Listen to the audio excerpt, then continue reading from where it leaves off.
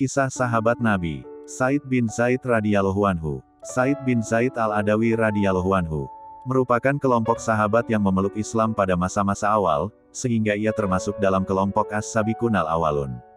Ia memeluk Islam bersama istrinya, Fatimah binti Khattab, adik dari Umar bin Khattab. Sejak masa remajanya di masa jahiliyah, ia tidak pernah mengikuti perbuatan-perbuatan yang umumnya dilakukan oleh kaum Quraisy, seperti menyembah berhala, bermain judi, minum minuman keras, main wanita dan perbuatan nista lainnya. Sikap dan pandangan hidupnya ini ternyata diwarisi dari ayahnya, Zaid bin Amru bin Naufal. Sejak lama Zaid bin Amru telah meyakini kebenaran agama Ibrahim, tetapi tidak mengikuti agama Yahudi dan Nasrani yang menurutnya telah jauh menyimpang dari agama Ibrahim. Ia tidak segan mencela cara-cara peribadatan dan perbuatan jahiliyah dari kaum Quraisy tanpa rasa takut sedikitpun. Ia pernah bersandar di dinding Ka'bah ketika kaum Quraisy sedang melakukan ritual-ritual penyembahannya, dan ia berkata, "Wahai kaum Quraisy, apakah tidak ada di antara kalian yang menganut agama Ibrahim selain aku?" Zaid bin Amru juga sangat aktif menentang kebiasaan kaum Quraisy mengubur hidup-hidup anak perempuannya, karena dianggap sebagai aib, seperti yang pernah dilakukan Umar bin Khattab di masa jahiliyahnya. Ia selalu menawarkan diri untuk mengasuh anak perempuan tersebut. Ia juga selalu menolak memakan daging sembelihan yang tidak disebutkan nama Allah saat penyembelihannya, dan juga penyembelihan untuk berhala-berhala. Seakan-akan ia memperoleh ilham, ia pernah berkata kepada sahabat dan kerabatnya, "Aku sedang menunggu seorang nabi dari keturunan Ismail, hanya saja, rasanya aku tidak akan sempat melihatnya, tetapi saya beriman kepadanya dan meyakini kebenarannya." Zaid bin Amru sempat bertemu dan bergaul dengan Nabi Muhammad SAW sebelum beliau dikukuhkan sebagai Nabi dan Rasul. Sosok pemuda ini, yakni Nabi Muhammad SAW, sangat mengagumkan bagi dirinya. Di samping akhlaknya yang mulia, pemuda ini juga mempunyai pandangan yang sama dengan dirinya tentang kebiasaan dan ritual jahiliyah kaum Quraisy. Tetapi Zaid meninggal ketika kaum Quraisy sedang memperbaiki Ka'bah, yakni ketika Nabi SAW berusia 35 tahun. Dengan didikan seperti itulah Said bin Zaid tumbuh dewasa. Maka tak heran ketika Nabi SAW menyampaikan risalahnya, ia dan istrinya langsung menyambut seruan beliau. Tak ada ketakutan dan kekhawatiran walau saat itu kaum Quraisy melancarkan siksaan yang tak terperikan kepada para pemeluk Islam, termasuk Umar bin Khattab, kakak iparnya sendiri yang merupakan jagoan duel di pasar Ukas. Hanya saja ia masih menyembunyikan keislamannya dan istrinya, sampai suatu ketika Umar yang bertemperamen keras itu mengetahuinya juga.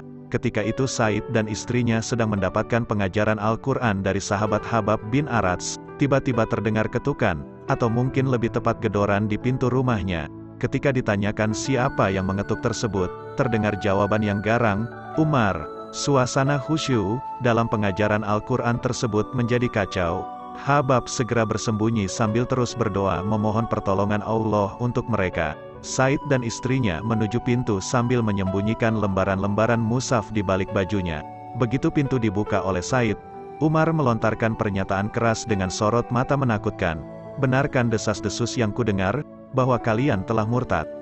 Sebelum kejadian itu, sebenarnya Umar telah membulatkan tekad untuk membunuh Nabi SAW. Kemarahannya telah memuncak karena kaum Quraisy jadi terpecah belah, mengalami kekacauan dan kegelisahan. Penyebab kesemuanya itu adalah dakwah Islamiyah yang disampaikan Nabi SAW. Dalam pemikiran Umar, jika ia menyingkirkan, membunuh beliau, tentulah kaum Quraisy kembali tenang seperti semula. Tetapi di tengah perjalanan, ia bertemu dengan Nuaim bin Abdullah yang memberitahukan kalau adiknya, Fatimah dan suaminya telah memeluk Islam. Nuaim menyarankan agar ia mengurus kerabatnya sendiri saja, sebelum mencampuri urusan orang lain. Karena itu, tak heran jika kemarahan Umar itu tertumpah kepada keluarga adiknya ini. Sebenarnya Said melihat bahaya yang tampak dari sorot mata Umar, tetapi keimanan yang telah merasuk seolah memberikan tambahan kekuatan yang terkira.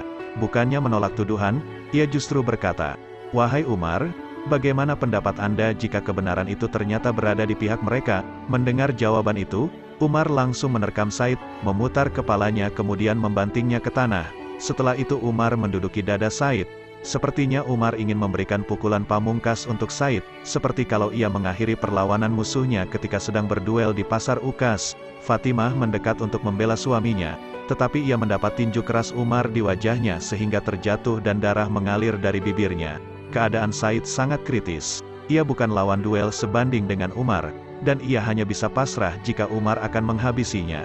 Tetapi tiba-tiba terdengar pekikan keras istrinya, Fatimah, bukan ketakutan, tetapi pekikan perlawanan dan permusuhan dengan penuh keberanian. Hai musuh Allah, kamu berani memukul saya karena saya beriman kepada Allah. Hai Umar, perbuatlah yang kamu suka, karena saya akan tetap bersaksi bahwa tiada Tuhan melainkan Allah, dan bahwa Muhammad adalah Rasulullah. Umar tersentak bagai disengat listrik, pekikan itu seakan menembus ulu hatinya, terkejut dan heran. Umar bin Khattab seakan tak percaya, wanita lemah ini, yang tidak lain adiknya sendiri berani menentangnya. Tetapi justru dari keheranan dan ketidakpercayaannya ini, amarahnya menjadi reda, dan kemudian menjadi titik balik ia memperoleh hidayah dan akhirnya memeluk Islam. Sebagaimana sahabat-sahabat yang memeluk Islam pada masa awal, Said bin Zaid merupakan sosok yang banyak menghabiskan waktunya untuk beribadah, seorang alim yang sangat zuhud. Hampir tidak pernah tertinggal dalam berbagai pertempuran dalam menegakkan panji-panji keimanan. Ia tidak mengikuti perang Badar, karena saat itu ia ditugaskan Nabi Shallallahu Alaihi Wasallam untuk tugas mata-mata ke Syam bersama Talha bin Ubaidillah. Tetapi beliau menetapkannya sebagai Ahlul Badar dan memberikan bagian ganimah dari perang Badar, walau secara fisik tidak terjun dalam pertempuran tersebut. Ada 7 sahabat lainnya seperti Said, tidak mengikuti perang Badar, tetapi Nabi Shallallahu Alaihi Wasallam menetapkannya sebagai Ahlul Badar. Said juga termasuk dalam kelompok 10 sahabat yang dijamin oleh Nabi Shallallahu Alaihi Wasallam akan masuk surga dalam masa hidupnya. 9 sahabat lainnya adalah 4 sahabat Khulafaur Rasyidin, Abdurrahman bin Auf, Sa'd bin Abi Waqqas, Zubair bin Awam, Talha bin Ubaidillah dan Abu Ubaidah bin Jarrah Arham. Said sempat mengalami masa kejayaan Islam, di mana wilayah makin meluas dan makin banyak lowongan jabatan. Sesungguhnya lah ia pantas memangku salah satu dari jabatan-jabatan tersebut, tetapi ia memilih untuk menghindarinya. Bahkan dalam banyak pertempuran yang diterjuninya, ia lebih memilih menjadi prajurit biasa. Dalam suatu pasukan besar yang dipimpin oleh Sa'd bin Abi Waqqas, setelah menaklukkan Damaskus, Sa'd menetapkan dirinya sebagai wali negeri gubernur di sana. Tetapi Said bin Zaid meminta dengan sangat kepada komandannya itu untuk memilih orang lain memegang jabatan tersebut, dan mengizinkannya untuk menjadi prajurit biasa di bawah kepemimpinannya. Ia ingin terus berjuang menegakkan kalimat Allah dan panji-panji kebenaran, suatu keadaan yang tidak bisa dilakukannya jika ia memegang jabatan wali negeri. Seperti halnya jabatan yang dihindarinya, begitu juga dengan harta dan kemewahan dunia. Tetapi sejak masa Khalifah Umar, harta kekayaan datang melimpah ruah memenuhi Baitul Mal perbendaharaan Islam, sehingga mau tidak mau, sahabat-sahabat masa awal seperti Said bin Zaid akan memperoleh bagian juga. Bahkan Khalifah Umar memberikan jatah bagian lebih banyak daripada bagian sahabat yang memeluk Islam belakangan, yaitu setelah terjadinya Fathul Makkah. Namun, setiap kali ia memperoleh pembagian harta atau uang, segera saja ia menyedekahkannya lagi, kecuali sekedarnya saja. Namun dengan cara hidupnya yang zuhud itu, masih juga ada orang yang memfitnah dirinya bersikap duniawiyah. Peristiwa itu terjadi pada masa pemerintahan Muawiyah, ketika ia telah menghabiskan sisa hidupnya hanya untuk beribadah di Madinah. Seorang wanita bernama Arwa binti Aus menuduh Said telah merampas tanah miliknya. Pada mulanya Said tidak mau terlalu peduli atau melayani tuduhan tersebut, ia hanya membantah sekedarnya dan menasehati wanita itu untuk tidak membuat kedustaan. Tetapi wanita itu tetap saja dengan tuduhannya, bahkan ia melaporkan kepada Gubernur Madinah.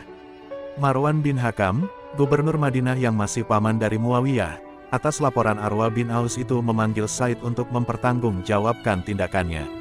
Setelah menghadap, Said membantah tuduhan itu, ia berkata, "Apakah mungkin aku menzalimi wanita ini, yakni merampas tanahnya, sedangkan aku mendengar sendiri Rasulullah Shallallahu Alaihi Wasallam bersabda, barang siapa yang menzalimi seseorang dengan sejengkal tanah, maka Allah akan melilitnya dengan 7 lingkaran bumi pada hari kiamat kelak." Said memang meriwayatkan beberapa hadits Nabi Shallallahu Alaihi Wasallam, termasuk hadits yang dijadikan hujahnya itu.